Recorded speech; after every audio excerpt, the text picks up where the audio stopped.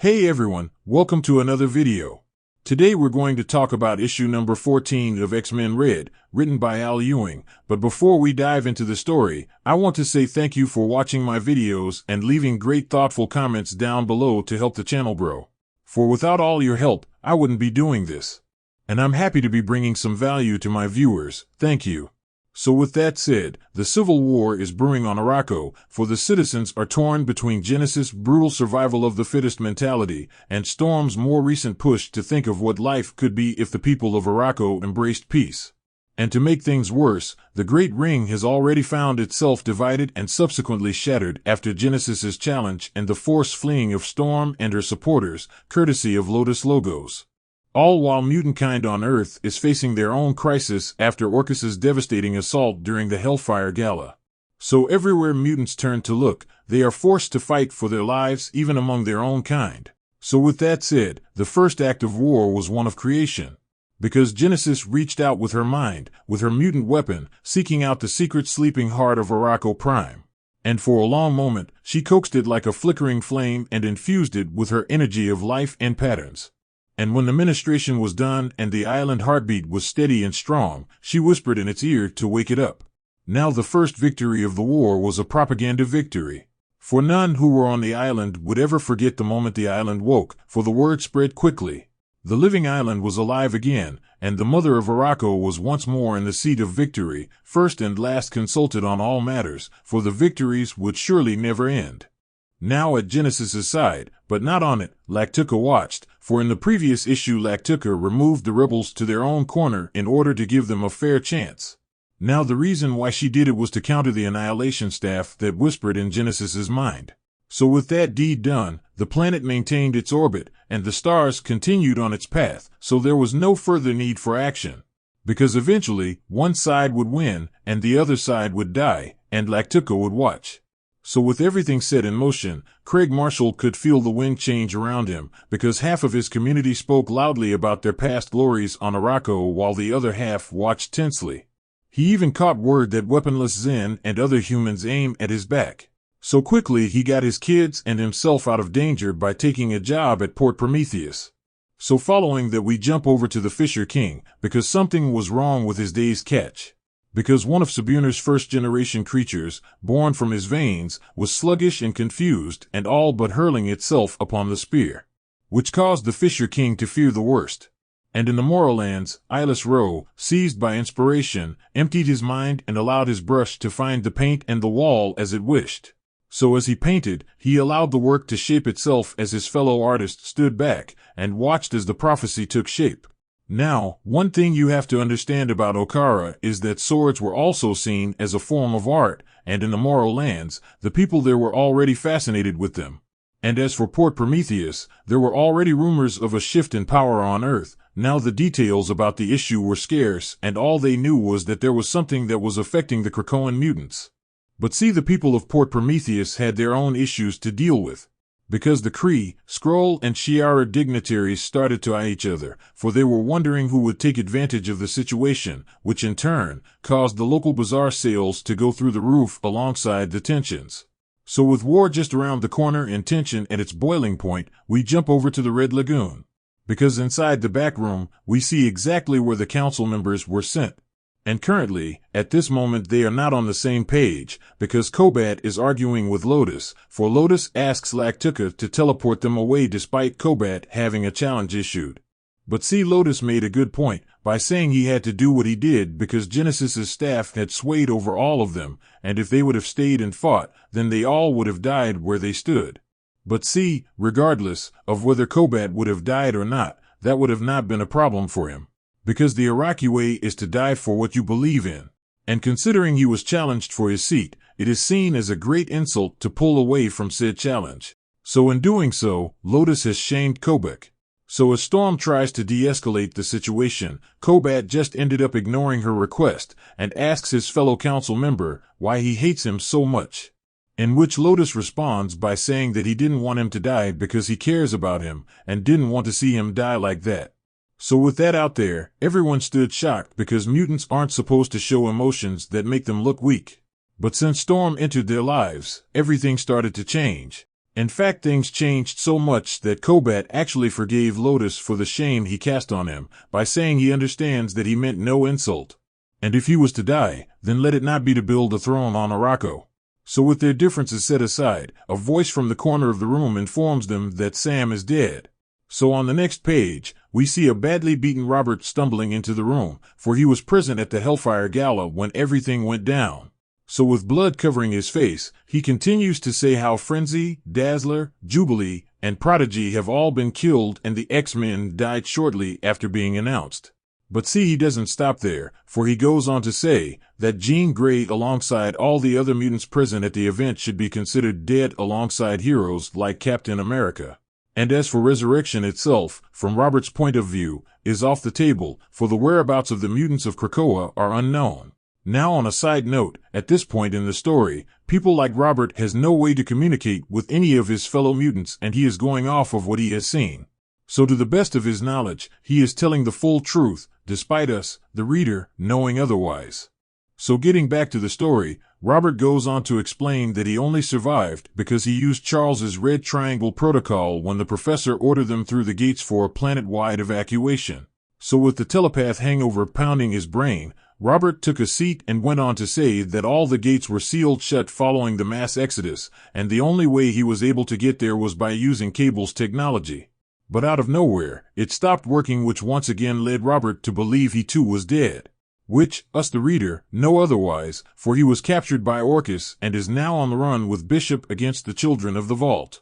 Which will be linked in the cards above if you want to keep up to date with that story. So with this coming as news to Storm, she asks her friend who was responsible for this action, to which Roberto replies by saying Orcus. So with Jean dead, Charles compromised, the Krakoan dream in ruins, and the Great Ring being split all at the same time had to be more than just a coincidence. Now with that out there, Storm goes on to tell Robert that she has a feeling someone wanted Arakko and Krakoa to fall apart at the same time, and the group she accuses of orchestrating this was none other than Orcus. Because Storm rightfully states that they must have believed Genesis could be used to aid in their master plan, which was right on the money. So with no peaceful way forward, Storm tells her people a civil war must be fought to save everyone. So on the following page, we get a summary of the war up to currently in the story. But unfortunately, it is given to us by a data page, which I will read through. And it goes as follows. At the turning point of the war, the forces and land were arranged as thus. From Arakko Prime, Genesis kept her great ring and marshaled her forces and created 10 new towers, which were vast structures that sang of mutant power and mutant magic. Now just like before, these towers served as both the castles from which she ruled as well as her ultimate defenses. From here, she commanded her legions, for many had flocked to her banner in search of the promise of glory and righteous war. Because her offer to them in return for their allegiance was a simple one, she will give them a chance to wage war and fight as they see fit. So with that said, over and over again, she sent her hordes of warriors into the world to conquer and hold great swaths of land on the understanding that when these advances stopped and failed her, then she would join in and replace them and continue to wage war herself. Now as for her sister, Isca, she had retired to the mountains where words of her isolation spread, for whoever threatened her solitude would feel her wrath. So quickly everyone on both sides learned to stay away. So with all that going on, rumors started to spread that a mutant from Earth could find sanctuary here. Now this depended on which part they came to, for Arakko was a turbulent place. And when it came to the Spire Vial, that was held by Locus and the Miseries of Tarn, whose blood still stained the ground in the Circle Perilous. Now that land was both scary and profane, and few wished to intrude upon them. And as for those unlucky platoons that did, it was whispered that they all become raw materials for the spiral itself. Now as for the seas, they belonged to Sabuner and Sabuner alone, for he had not offered it to aid in Genesis's war, but at the same time, Genesis hasn't yet asked for it either. And as for Lactuca, she reigns supreme over the stars above. The moon Phobos remains loyal to Earth and Orcus, while the orbiting station stayed loyal to Storm. But ultimately both could truly only watch. And out in the deep void, one by one, the mercenaries of Arakko heard the news of the conflict and chose their own sides and often brought their fellow warriors with them on the promise of the spoils of war. And as for Port Prometheus and Morroland, they remained under Storm's control, so the bulk of Earth mutants who was exiled by Orcus ended up in those areas. Now these near arrivals from Earth weren't as strong as their Arakko cousins, and were forced to live in refugee camps that had replaced the bazaars. And as for the battle-scarred mutants of Arakko, they were not really versed in giving comfort to the weak, which made cohabitation hard between the two. Now, as the fight dragged on, eventually the Red Lagoon became Storm's war room where she deployed her forces. Now to the west, the forces held the line at the hills of Nochi's Terra and created giant walls that repel attacks and resulted in making a no-mutant land where no one could fight. And to the east was the Valley of the Fallen. The same valley where they said no war would ever be fought at, for the land was a sacred place. But unfortunately, they was wrong, for the war was in full effect. Iraqis was killing Iraqis in a massive battle which would later be known as the Battle of the Fallen.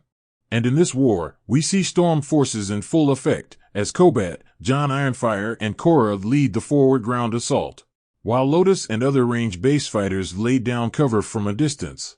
So with overwhelming ground forces, the victory seemed all but over as Nova, Sunspot, and the Air Corps coordinated the battle from above.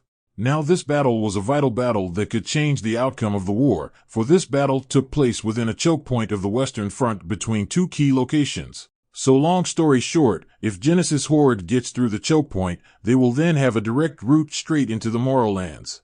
Now this was something Genesis have been planning for a month or more, so there was no way she would not have one of her heavy hitters on the scene. Because out in the distance, a glowing light came speeding toward Nova and Sunspot. For the incoming enemy was an Omega-level mutant by the name Ordon, Genesis's new seat of loss.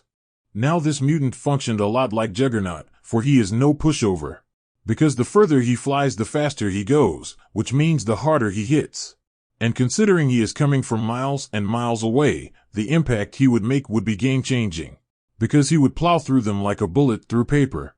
So as the living star comes ever closer, he makes one fatal mistake, which was flying over the mountains where Isca stays. Because out of nowhere an arrow went straight through his head, killing him in one strike. Now, of course, the reason why Isca was able to pull this off was because her mutant power is never to lose, which means her shooting an arrow is all it would take to seal the deal. So with that emergency avoided, Nova and Sunspot then turned their attention to the next threat on the horizon, which was the enemy's Air Corps. So with that out there, before the battle in the sky could get started in earnest, Storm arrives on the scene, and at that moment there were no more questions about who had the air superiority. For Storm was the air, and at her command the sky itself fell to its knees. Storm could have timed her lighting to crush the armies of Genesis, but instead, she only blocked their way by destroying the giant statues of Apocalypse and Genesis. She did this as a signal of her power, but also of her mercy. She knew Genesis would scoff and call it weakness, but weakness and mercy were what the rebels fought for. So once the battle was over, the monuments of Apocalypse and Genesis lay in ruins at the feet of the victors. So following that, we fast forward to Storm's war room with her council making plans for future battles. And during their conversation, we find out that Storm armies haven't faced Apocalypse's children, Blue and his 100, and Genesis as of yet. Which means Genesis is waiting for the perfect opportunity to strike with all her might. So with that said, one thing Storm noticed was that Genesis have not attacked them by water as of yet, which could mean Genesis's hold over Sabuner could be weaker than previously expected. So with Storm and her forces gearing up for siege, out of nowhere the Fisher King entered the room with something strange covering half of his body. So with that said, issue number 14 of X-Men Red comes to an end. Now, this issue was really good for setting the stage and explaining who's on whose side. But one thing I have to point out is why the communication between Arakko and Krakoa is so bad, considering they are supposed to be close allies. Because one would assume that communication relays could be established by running the wiring through the gateway so they could overcome the distance between worlds. That way, Storm could keep up to date on Earth's events. Because as a head of a nation, and in her case, a planet, she should be more concerned with current events and how they could affect her people, referring to the Hellfire Gala and Orcus's latest schemes. And another thing I want to point out is how the Fisher King mutant power could finally be revealed. So down in the comments section below let me know what you think his mutant power could be, as well as your thoughts about this issue and what predictions you could have moving forward. So with that established, I hope you enjoyed this video, and please don't forget to leave a like and a comment if you want to see more videos like this. Thank you for watching, and I'll see you in the next video.